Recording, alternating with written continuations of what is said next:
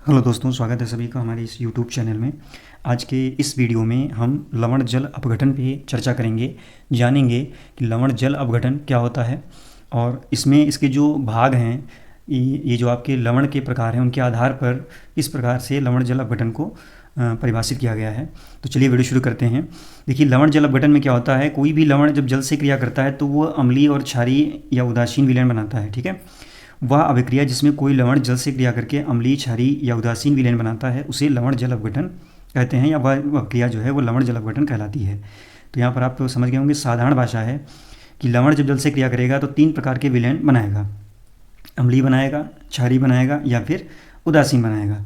तो इस प्रक्रिया को हम लवण जल अपघटन कहते हैं। देख सकते हैं यहाँ पर जो जल होता है उसमें H+ और OH- जल का जो आयनन है वो H+ और OH- आयन में होता है। तो सबसे पहले तो आपको जल का आयनन समझना होगा कि इसमें कौन कौन से आयनों में ये वियोजित होता है। तो यहाँ पर H+ और OH- आयनों में वियोजित होता है।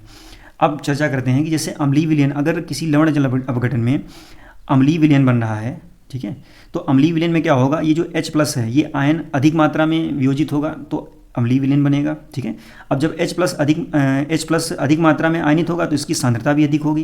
यहाँ जो बड़ा ब्रैकेट बना हुआ है इसके अंदर H+ लिखा है, इसका मतलब क्या है, इसका मतलब हाइड्रोजन आयनों की सांद्रता।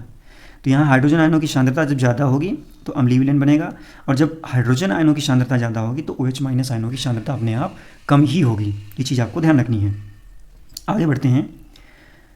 अगर आपका कोई लवण ऐसा है जो जल से क्रिया करता है और उसमें H+ आयन कम आयनित होते हैं, OH- आयन ज़्यादा आयनित होते हैं, तो वह आपका जो लवण है वो क्षारीय विलयन बनाएगा। ठीक है, और अगर आपके H+ और OH- दोनों बराबर आयनित होते हैं तो वहाँ पर वह उदासीन विलयन बनाएगा, यानी कि ना वह अम्लीय होगा और ना ही वह आपका क्षारीय विलयन होगा। तो ये 3 जो पॉइंट हैं ये लवण जल अपघटन से बहुत ही इंपॉर्टेंट पॉइंट हैं, इनको तीनों को ध्यान रखिएगा, ताकि आपको अभी जब हम आगे लवण जल अपघटन के प्रकार के आधार पर जब व्याख्या करेंगे तो आपको अच्छे से समझ में आए। तो चलिए वीडियो को शुरू करते हैं। देखिए, लवण जल अपघटन जो है, लवण जल अपघटन के आधार पर जो लवण है उनको 4 भागों में बांटा गया है। पहला है इसमें दुर्बल अम्ल और प्रबल क्षार से बने लवण का जल अपघटन, यानी कि ऐसे लवण जो दुर्बल अम्ल और प्रबल क्षार से बने हैं। तो यहाँ पर देखिए, दुर्बल अम्ल और प्रबल क्षार से जो लवण बनेंगे वो हमेशा क्षारीय विलयन बनाएंगे। ठीक है, और उनका जो pH मान है वो कितना होगा, 7 से अधिक होगा। हमेशा ध्यान रखिएगा, जब क्षारीय विलयन होगा तो pH मान 7 से ज़्यादा ही आएगा, ना 7 के बराबर होगा और ना ही 7 से कम होगा। अब यहाँ पर समझते हैं कि यहाँ पर क्षारीय ये कैसे हम याद रखें। तो देखिए, आपको यहाँ पर प्रबलता यानी कि अम्ल और क्षार जो है इनकी प्रबलता वाला वीडियो हमने अपलोड किया हुआ है वीडियो चैनल पे। आपको उसका लिंक जो है हम डिस्क्रिप्शन में दे देंगे, उससे आपको सीधे वहाँ से आप वॉच कर सकते हैं, देख सकते हैं कि अम्लों की प्रबलता और क्षारकों की प्रबलता से क्या होता है, मतलब उसका मतलब क्या है। तो जो आपका प्रबल होगा, यहाँ पर देखिए प्रबल क्षार है, दुर्बल अम्ल है। दुर्बल का मतलब होता है कमज़ोर, प्रबल का मतलब होता है ज़्यादा शक्तिशाली यानी कि स्ट्रॉन्ग। तो जो चीज़ इसमें प्रबल है वही आपका विलयन होगा। कहने का मतलब है मेरा कि जो चीज़ प्रबल होगी, चाहे क्षारक हो या फिर अम्ल हो, अगर आपका प्रबल क्षारक है तो विलयन जो बनाएगा लवण वह क्षारीय होगा, प्रबल क्षारक है तो क्षारीय विलयन, प्रबल अम्ल है तो अम्लीय विलयन। ठीक है, अभी आगे एक और भी क्लास आएगी, 2nd या 3rd क्लास, उसमें आपको बताएंगे। तो यहाँ इसको ध्यान रखना है कि जो चीज़ प्रबल है उसी प्रकार का विलयन आपको दिखाना है उसमें, और जब विलयन आप कंफर्म कर लेंगे तो उसका pH भी ऑटोमेटिक कंफर्म हो जाएगा। चलिए इसमें उदाहरण भी देख लेते हैं। यहाँ पर हमने उदाहरण दे रखे हैं। देखिए, जैसे यहाँ पर ये NaOH है, एक प्रबल क्षार है, और यहाँ पर ये क्या है, दुर्बल अम्ल है। ये लवण बना रहे हैं और ये जल बन रहा है। तो ये जो लवण है इसका, यहाँ पर ये जो लवण बनेगा ये आपका क्या करेगा, क्षारीय विलयन बनाएगा। क्यों? क्योंकि यहाँ पर जो होता क्या है कि जो प्रबल क्षारक होता है वो जल में ज़्यादा आयनित होता है, ये आपका अधिक आयनित होगा, और दुर्बल अम्ल जो है वो कम आयनित होगा। तो जब कम आयनित होगा तो इनकी मात्रा कम होगी, और जो आपका ज़्यादा आयनित होगा तो OH- की मात्रा अधिक होगी। तो अभी हमने यहाँ पर देखो लिखा रखा था कि जब OH- की अधिक होगी मात्रा तो क्षारीय विलयन बनेगा। तो ये कॉन्सेप्ट जो है एक दूसरे से क्या है, जुड़े हुए हैं। तो यहाँ पर आपको समझ में आ गया होगा ये जो आपके दुर्बल अम्ल और प्रबल क्षार से बने लवण हैं ये आपके क्षारीय विलयन क्यों बनाते हैं। यहाँ पर हमने दिखा भी रखा है, यहाँ पर OH- की सांद्रता जो है वो आपकी H+ से क्या है, अधिक है, तो यहाँ पर क्षारीय विलयन बनेगा। आगे आपका 2nd में चलते हैं। दूसरा हमारा है प्रकार प्रबल अम्ल और दुर्बल क्षार से बने लवण का जल अपघटन, यानी कि इस बार हम ऐसे लवण की चर्चा करेंगे जो आपका प्रबल अम्ल और दुर्बल क्षार से मिलकर बना हो। तो अगर अब यहाँ पर भी बात आ जाती है, जैसे प्रबल अम्ल है तो प्रबल शब्द किसके साथ में यूज हुआ है, अम्ल के साथ। तो यहाँ पर जब प्रबल अम्ल और दुर्बल क्षार से लवण बनेगा तो वो कैसा विलयन बनाएगा, अम्लीय विलयन। क्यों? क्योंकि यहाँ पर प्रबल इस बार क्या है, अम्ल है। ठीक है, शक्तिशाली या स्ट्रांग आपका क्या है, अम्ल है। तो जो ज़्यादा प्रबल है वही आपका लवण अपने विलयन में लक्षण दिखाएगा। तो ये आपका जो है अम्लीय विलयन बनाएगा और इसका पीएच कैसा हो जाएगा, पीएच आपका 7 से कम आएगा। उदाहरण देख लेते हैं, जैसे NH4Cl है, अमोनियम क्लोराइड। तो अमोनियम क्लोराइड क्या होता है, इसका जो जल अपघटन है, इसका जल अपघटन जब होगा तो उसमें अम्लीय विलयन बनेगा। उसका कारण क्या है, क्योंकि यह आपका जो NH4Cl है वो दुर्बल क्षारक और प्रबल अम्ल से बना हुआ है। तो यहाँ पर प्रबल अम्ल जो होता है, मैंने बताया था कि प्रबल अम्ल ज़्यादा आयनित होता है और क्या आयनित करेगा, H+ आयनित करेगा। जब H+ आपके ज़्यादा आयनित होंगे तो जो विलयन होगा उसकी सांद्रता उसमें H+ आयनों की सांद्रता OH माइनों से ज़्यादा होगी। तो यहाँ पर ये अम्लीय विलयन बनाएगा। ये चीज़ें आपको ध्यान रखनी है जो हमने रेड से मेंशन कर रखी हैं, ठीक है। इसको आपको अच्छे से लर्न रखना है, तभी आप ये पूरी प्रक्रिया को समझ पाएंगे। तो जब आपका विलयन जब है आपका अम्लीय विलयन होगा तो उसका पीएच भी अपने आप 7 से कम आएगा। अगला हमारा है थर्ड, दुर्बल अम्ल और दुर्बल क्षारक से बने लवण का जल अपघटन। इस बार दोनों ही दुर्बल हैं। तो यहाँ पर क्या होता है, ये जो आपका लवण है या इस श्रेणी का जो लवण है वह जल अपघटन के बाद इसमें अम्लीय भी बना सकता है, क्षारीय भी बना सकता है और उदासीन भी बना सकता है।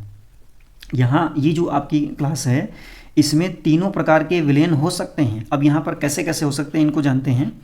देखिए, अगर यहाँ पर H+ आयनों की सांद्रता OH- से ज़्यादा आ गई तो फिर क्या होगी, H+ की सांद्रता अगर ज़्यादा हो गई तो अम्लीय विलयन होगा।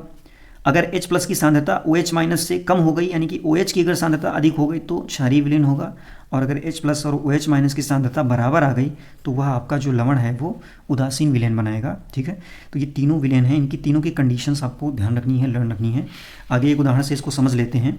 देखिए, जैसे यहाँ पर एक हमने उदाहरण लिया है अमोनियम कार्बोनेट, ठीक है, और दूसरा है यहाँ पर अमोनियम एसीटेट। तो सबसे पहले देखते हैं कि ये वाला लवण जो है कैसे बना हुआ है। देखिए, दुर्बल क्षारक आपका NH4OH है और दुर्बल अम्ल आपका H2CO3 है। ये दोनों मिल जाते हैं तो ये आपका बन जाता है अमोनियम कार्बोनेट। तो जब अमोनियम कार्बोनेट यहाँ पर बन रहा है, ये क्षारीय विलयन बनाता है। अब जब क्षारीय विलयन बना रहा है तो इसका मतलब यहाँ पर क्या होगा, यहाँ पर OH- आयनों की जो सांद्रता होगी आपकी क्या होगी, अधिक होगी, ठीक है। ये जब अधिक होगी तभी आपका ये क्षारीय विलयन बनाएगा। जब क्षारीय विलयन बनाएगा तो पीएच इसका हमेशा 7 से ज़्यादा आएगा। दूसरा उदाहरण था अमोनियम एसीटेट। तो अमोनियम एसीटेट क्या है, दुर्बल अम्ल एसिटिक अम्ल और दुर्बल क्षार जो है अमोनियम हाइड्रोक्साइड से मिलकर बना है। यहाँ पर क्या है, यहाँ पर ये दोनों आपके बराबर आयनित होते हैं। जब दोनों आपके बराबर आयनित होते हैं तो यहाँ पर आप समझ लीजिए कि OH- की सांद्रता किसके बराबर होगी, H+ आयन के सांद्रता के बराबर होगी। तो जब दोनों की सांद्रताएं बराबर होंगी तो इसीलिए क्या होगा, यह विलयन उदासीन बनाएगा। यहाँ पर देखिए, ये जो आपका दुर्बल क्षारक है ये थोड़ा सा ज़्यादा आयनित हो जाता है, 1-2% ज़्यादा आयनित हो जाता है, तो इसकी वजह से क्या होता है, यह क्षारीय विलयन बना लेता है। ऐसे ही आपका अगर कोई लवण ऐसा है जो क्या नाम है, जिसमें दुर्बल अम्ल अगर ज़्यादा आयनित हो जाता है तो फिर वह आपका अम्लीय विलयन बनाएगा। एक और इसमें क्लास है, 4th क्लास, उसके बारे में डिस्कस करते हैं। ये हमारे पास है 4th क्लास, इसमें चौथा प्रकार है इसका, प्रबल अम्ल और प्रबल क्षारकों से बने लवण का जल अपघटन। तो यहाँ पर इस बार क्या होगा, इस बार दोनों ही आपके प्रबल हैं, यानी कि अम्ल और क्षारक दोनों आपके प्रबल जब होते हैं तो उस प्रकार उस उदासीनीकरण क्रिया में जब कोई लवण बनता है तो उसका जल अपघटन नहीं होता है। इस पॉइंट को आप ध्यान रखिएगा कि इस श्रेणी के जितने भी लवण हैं उनका जल अपघटन होता नहीं है। इसका कारण यह है क्योंकि प्रबल अम्ल और प्रबल क्षारक जो होते हैं जलीय विलयन में पूर्ण रूप से आयनित या वियोजित हो जाते हैं।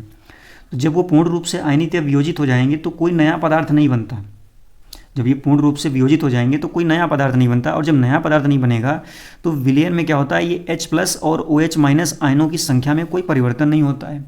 जब इसमें कोई परिवर्तन नहीं होता है तो फिर इसको हम जल अपघटन नहीं कहेंगे। जब भी H+ आयन और OH- आयनों की संख्या में कोई परिवर्तन होगा तभी हम उस प्रक्रिया को जल अपघटन कहेंगे। तो ये वाला जो क्लास है, ये जो श्रेणी है लवण की, ये बहुत ज़्यादा इंपॉर्टेंट है। इससे बहुविकल्पीय प्रश्न भी आते हैं कई बार एग्जाम में। तो यहाँ ध्यान रखना है कि प्रबल अम्ल और प्रबल क्षार से जब लवण बनेगा तो उसका जल अपघटन होता ही नहीं है, ठीक है। यहाँ पर इसका उदाहरण एक हमने लिया है NaCl, सोडियम क्लोराइड। ये इस श्रेणी का लवण है और जब इसका जल अपघटन नहीं होगा तो उदासीनी विलयन बनाएगा, और उदासीन विलयन का जो पीएच होता है वो कैसा होता है, हमेशा 7 होता है। तो 2 कैटेगरीज अभी आपने पढ़ी हैं, प्रबल अम्ल और प्रबल क्षार की। प्रबल अम्ल और प्रबल क्षार से बने लवण की भी प्रकृति उदासीन है, और इससे पहले आपने 3rd क्लास जो पढ़ा था उसमें तीनों प्रकार की क्लासें थी, अम्लीय विलयन भी बना रहा था, क्षारीय विलयन भी बना रहा था और उदासीन विलयन बना रहा था। तो टोटल आपके पास 3rd और 4th ऐसी क्लास हैं जिनमें उदासीन विलयन बनता है और उसका पीएच आपका 7 आता है। तो यहाँ पर देख लीजिए, NaCl का निर्माण जो है प्रबल क्षार और प्रबल अम्ल से मिलकर हुआ है। यहाँ पर ये प्रबल अम्ल है HCl और प्रबल क्षार आपका NaOH है। ये दोनों मिलकर क्या बनाते हैं, लवण बनाते हैं।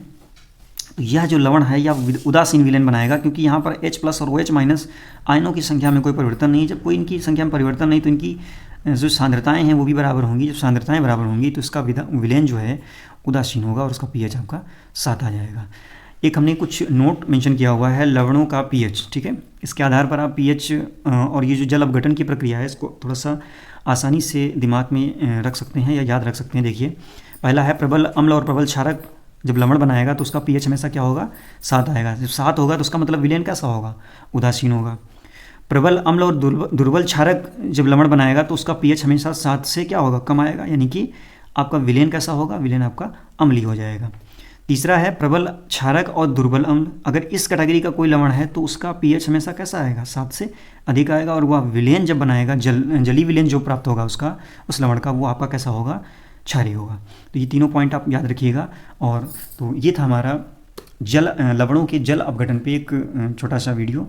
आई थिंक आपको अच्छा लगा होगा, समझ में आया होगा। अगर इसमें कोई डाउट है तो आप कमेंट करके ज़रूर बताएं, और चैनल पे अगर नए हैं तो चैनल को सब्सक्राइब और वीडियो को लाइक ज़रूर करें। धन्यवाद।